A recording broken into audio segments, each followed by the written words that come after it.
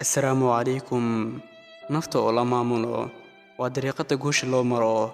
Guusha ugu horeysa qofka nolosha ka gaari karo waa isaga oo ku guuleystay inuu naftiisa maamulo sida dantiisa ugu jirto markaasi.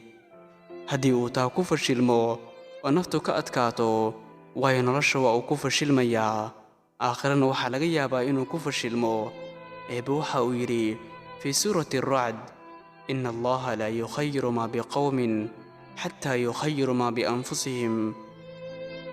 oo micnaheedu yahay Ilaahay subxaanahu wa tacaala qolo sida ay ku sugan tahay kama bedelo haddii aysan iyagu isbedelin.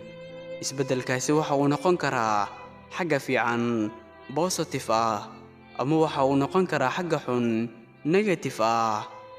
Waxaa dhici kara in la arko dad naftooda maareyn waayay haddana nolosha ku guuleystay sida daahirka ah, laakiin waa been rinji qurux badan oo beenna markiiba isku beddeli kara murugo iyo xanuun.